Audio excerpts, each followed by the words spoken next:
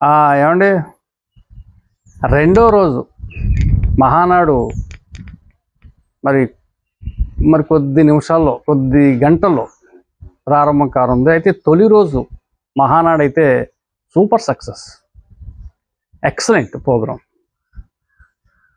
రెండు కళ్ళు చాలు, అంత గొప్పగా జరిగింది. ముఖ్యంగా చంద్రబాబు నాయుడు గారు ప్రసంగంలో తెలుగుదేశం పార్టీ కార్యకర్తలకి ఎంత విలువిస్తుంది అనేది ఆయన చాలా క్లియర్గా చెప్పాడు, చాలా డీటెయిల్గా చెప్పాడు. మీరే మా ప్రాణం, మీరే మా ఊపిరి, మీ పోరాటాలే ఈ రోజున కూటమి ప్రభుత్వం అనేది మేము ఏర్పాటు చేయగలిగాం. మీరు లేకపోతే ఏమీ లేదు, మీ కష్టం లేకపోతే మేము ఏమీ లేవని చెప్పేసి చాలా ఓపెన్గా మాట్లాడాడు. ఎందుకంటే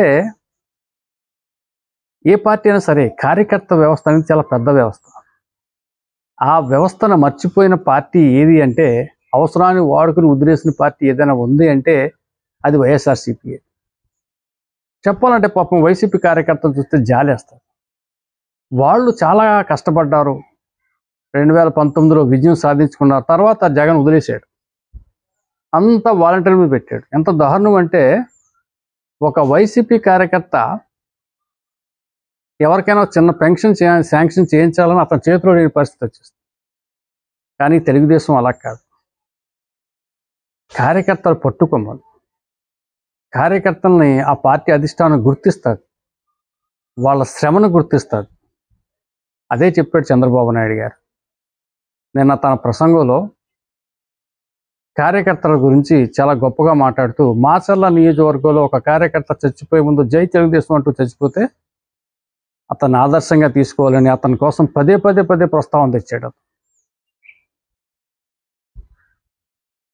ఈ రాయలసీమలో 10 స్థానాలకు 7 స్థానాలు మనం కైవసం చేసుకున్నాం, ఇంకొంచెం కష్టపడండి 10కి 10 మనం స్విచ్ చేస్తామని కూడా చెప్పాడు.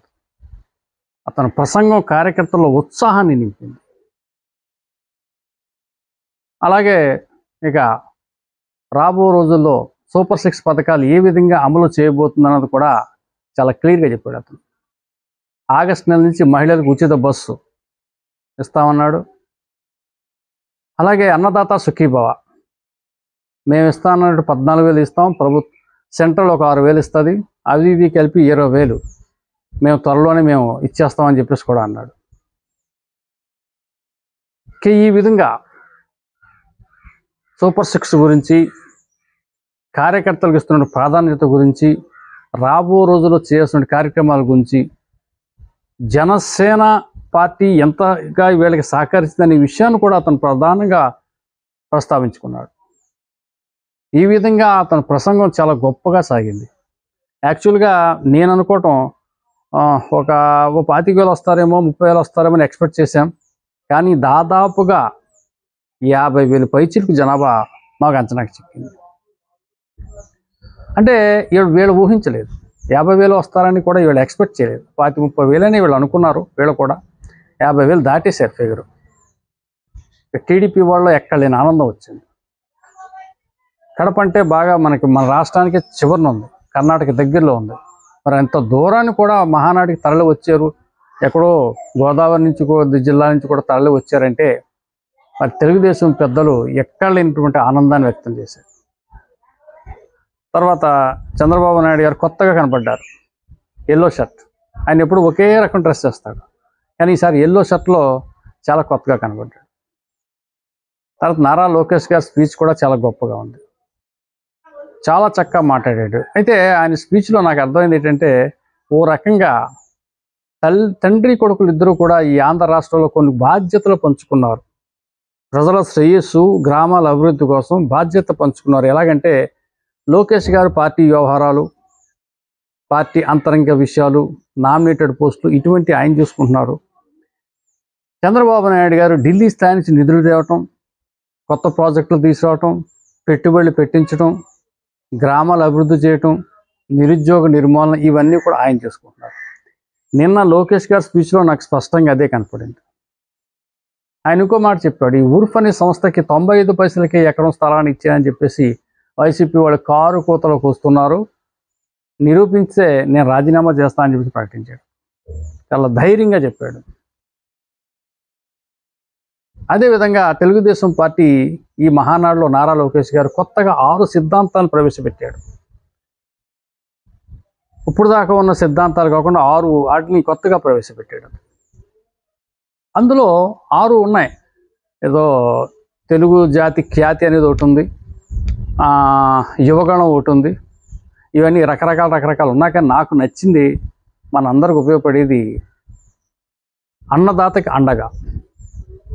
నిజంగా రైతుని ఏ ప్రభుత్వం పట్టించుకోలేదు, ఒక్క తెలుగుదేశం పార్టీ తప్పితే. తెలుగుదేశం పార్టీలో లైలా తుఫాను, హుద్హుద్ తుఫాను, ఇలాంటి తిత్లీ తుఫాను వచ్చినప్పుడు పంటల బీమా పథకం ఖచ్చితంగా అమలు చేసి పెట్టింది. కానీ జగన్ ప్రభుత్వం అదేమీ లేదు. కానీ వీళ్ళు మళ్ళీ అన్నదాతకి అండగా అని చెప్పేసి మరి నారా లోకేష్ గారు చెప్పినప్పుడు నిజంగా రైతుకు మంచి రోజులు వచ్చాయనిపిస్తుంది. చక్కగా రైతు పండిన పంటక తాలూకు ధాన్యానికి సొమ్ము 24 గంటలు వేయటం, అది కూడా మద్దతు ధరతో వేయటం, సమయానికి సాగునీరు ఇవ్వటం, ఇలాగా రైతుకు కావాల్సినటువంటి సకల సదుపాయాలు, మౌలిక వసతులు కల్పించడమే ఈ యొక్క సిద్ధాంతం యొక్క ప్రధాన లక్ష్యం అట. సో రైతు బాగుపడతాడు. ఇంకా ఇలాగా ఇంకొక 5 ఉన్నాయి. యువగణం, స్త్రీ శక్తి, టెక్నాలజీ, రకరకాలు ఉన్నాయి. అవన్నిటినీ కూడా నారా లోకేష్ గారు మానిటర్ చేస్తారు, డీల్ చేస్తారు. ఆయన హయాంలో, ఆయన సమక్షంలో మరి డెఫినెట్గా ఇవన్నీ కూడా అమలు చేస్తారు. సో ఇలా పక్కన చంద్రబాబు నాయుడు గారి ప్రసంగం, పక్కన నారా లోకేష్ గారి ప్రసంగం తర్వాత కొంతమంది ఎమ్మెల్యేలు, కొంతమంది రాజకీయ వేత్తలు కూడా ప్రసంగించారు. మరి ఎక్కడ ఏ ప్రసంగం కూడా బోరు కొట్టలేదు.